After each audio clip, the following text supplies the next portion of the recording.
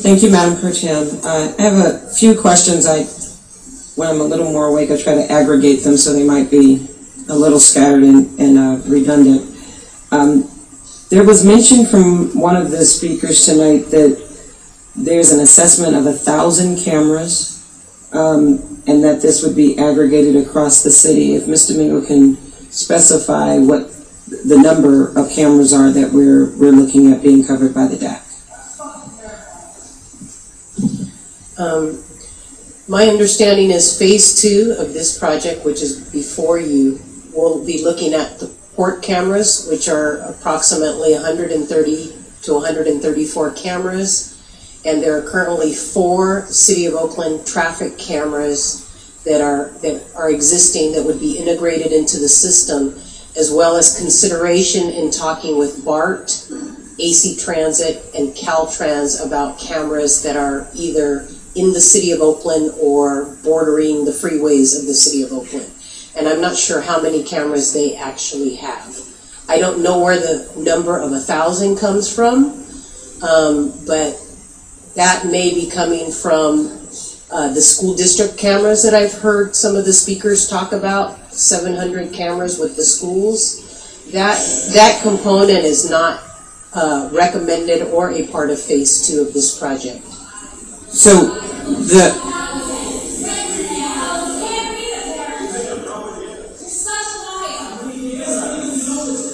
the question that I have for you, it's now the council member's opportunity to ask questions. Excuse me, it's now the council member's turn to ask questions. With respect to the resolution that is in front of us now, Mr. Mingo, you all have talked about the capability of being able to integrate with those other systems in the future. What you've outlined in terms of the phasing of this project now is only limited to, and I believe the amendment offered that we've proposed would limit specifically to just the port and city cameras.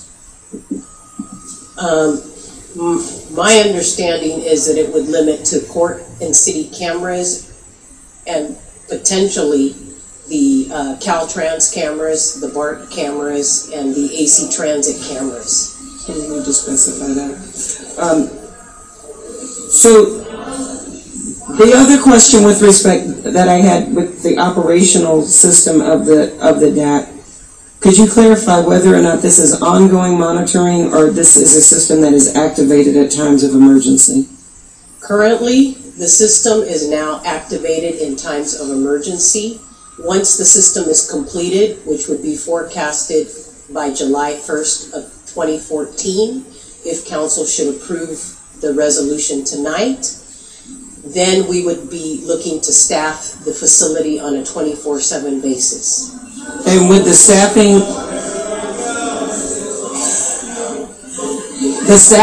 that is contemplated, Mr. Mingo, with that staffing, that's covered by the grant, or that would be an additional staffing cost that is shared between the port and the city? We have currently applied for port security funding for the staffing portion of the Domain Awareness Center. So we are looking at grant funds to support the Domain Awareness Center for up to 2 years. And those would be federal grant funds paying for port or city staff, or a combination of? A combination of both. And you would know whether or not you have the staffing capacity. When would you know whether or not you received? We submitted the proposals. They have been submitted to the regional body, and now they're going up to the federal body. So we would know by next year, mid next year, whether or not our application has been accepted and approved. So if you can explain, I don't recall us talking specifically in committee with respect to 24/7 monitoring.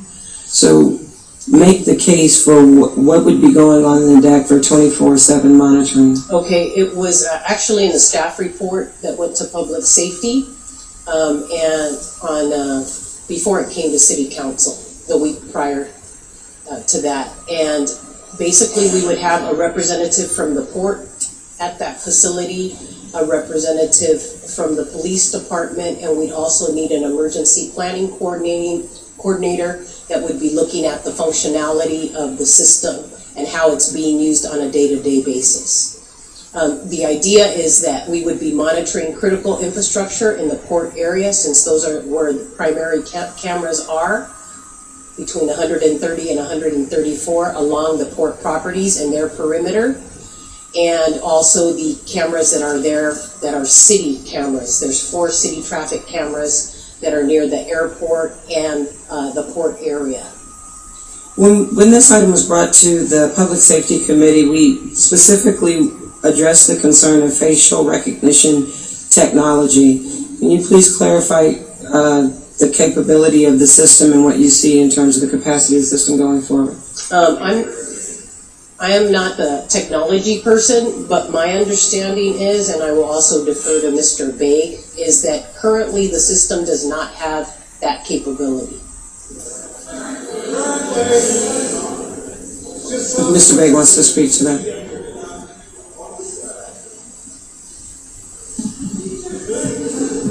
Hassan Baig, Department of Information Technology. We don't have the facial recognition capability.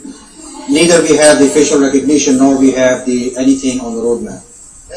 I'm sorry, Mr. Baig, I couldn't hear you. Neither we have the facial recognition technology nor we have the facial recognition technology on the roadmap for the integration. So the DAC is contemplated right now in this 24-month period does not have the capacity to do facial recognition, nor are you seeking to include facial recognition technology. So can you describe how the information will be used and what information is gathered in the DAC? In the DAC, I think as Renee was talking about the whole infrastructure really protection.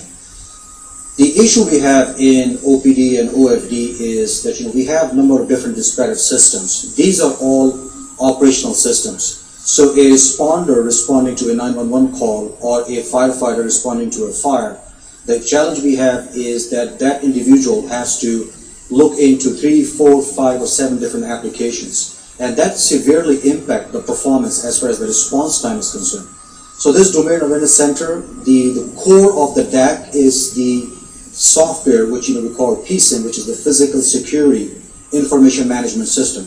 It's not a software which is built by DOD or DHS or DOJ. It's a commercial off-the-shelf software. It's readily available. Anyone who's interested, you can go online, you can check it.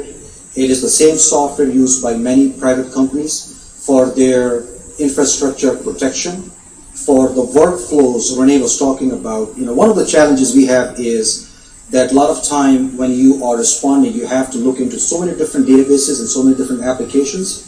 This application is going to automate a lot of those workflows. How you respond, who do you need to contact, what application you need to check, what procedure you need to apply, what is standard operating procedure you need to follow. All those things are going to be integrated into the workflows. So if there is a oil spill truck, at 880 southbound, you will have the entire workflow defined. Who do you need to call, what application you need to launch, what citizens area in the GIS mapping you need to activate the emergency notifications. So all those things are going to be integrated into this whole system. Thank you. So Mr. Mingo, too, if you could follow up on that. So in the way that Mr. Baig is describing the use of the DAC, I'm not following the need for 24/7 monitoring. And as you answer that question, the other question that I had to do with the payment for maintenance of the system within the 24 months and then after the 24 months. Within the 24 months, part of the funding that we have received from the port, or would receive from the port once the council approves the resolution, is port security funding. Again, we have funding for operation and maintenance for 2 years following the full operation of the system, so through 2016. After that, then the city and the port would have to determine how to pay for the operations and maintenance. And again, the issue of 24/7, it's very clear to me to have the DAC operational for fires, for earthquakes, for terrorism attacks, for these things, as Mr. Baggett described, when you need to integrate this information if there is a critical attack on our port or an oil spill on the 880, I could see operationalizing the deck if there's a child abduction case and we have an idea to believe that somebody is in the port area. What I'm concerned about is when you describe a 24/7 operation around the deck and the justification for that level of staffing in an ongoing capacity. Yes, ma'am. The Domain Awareness Center is just that. It provides overall situational awareness, not only for the city, but for the port. Oakland's Domain Awareness Center is different from most Domain Awareness Centers. Most Domain Awareness Centers are either port-centric, which means that they're doing the 24/7 monitoring for the port area only, or they're either law enforcement-centric, which means that the law enforcement agencies are just monitoring the system. In the City Port Domain Awareness Center, it's a combination of both. And domain awareness has to do with having full visual, situational awareness of what's going on the water, in the port area, in the city, and that's why the 24/7 component comes into play. Domain awareness is to help prevent and mitigate as well as respond to emergencies when they occur.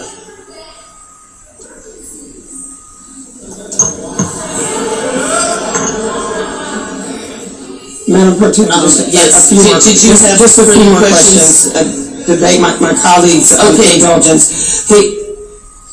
The other thing that I'm curious about with respect to the cost of the system, the grant that we would receive from the federal government, does it mandate this expanded scope in terms of 24/7 monitoring? Is that required by the grant, and is that why Oakland is utilizing it that way? That is the way that the grant proposal was written when we were approved for the funding. And so that is normally the way that domain awareness centers operate on a 24/7 basis. So then the question, again, forgive my scattered, I was trying to take lots of notes here. The question came up earlier from the public participants about cost overruns. Can you describe the nature of the contract that we would be entering into with the contractor and how cost overruns or potential cost overruns will be handled by the grant? Is there potential or opportunity that any cost overruns, either in phase 1 or 2 or in the deployment, would be fiscal liability or obligations of the city? We have to stick to the budget that we are given by the grant. So it is a fixed price contract that we will be entering into for phase 2. So the potential for cost overruns does not exist.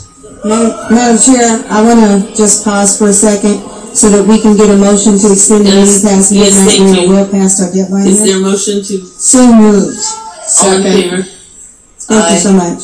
Okay. Thank you. And so we have that, and if folks would please keep in mind that if you would notice the council members are actually asking many of the questions you'd asked to have asked, so if you would please give them the courtesy of allowing them to ask the questions and hear the answers, it would be very helpful for everyone involved.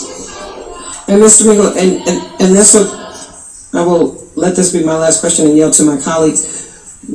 On page 2 of the staff report, when you lay out the phasing, it is my understanding, based on the resolution, that there's a check coming back to the council before there's any implementation or actually activating the system to go live.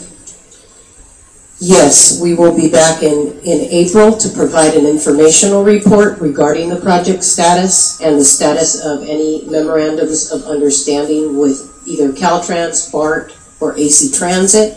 And we will also be coming back to City Council for the approval of the draft DAC system specific policies and guidelines regarding data, video, records retention, data safeguarding, and ensuring privacy laws are upheld. The system would not go live until June 30th of 2014 and or until approved by the City Council in terms of the policies and procedures that are developed.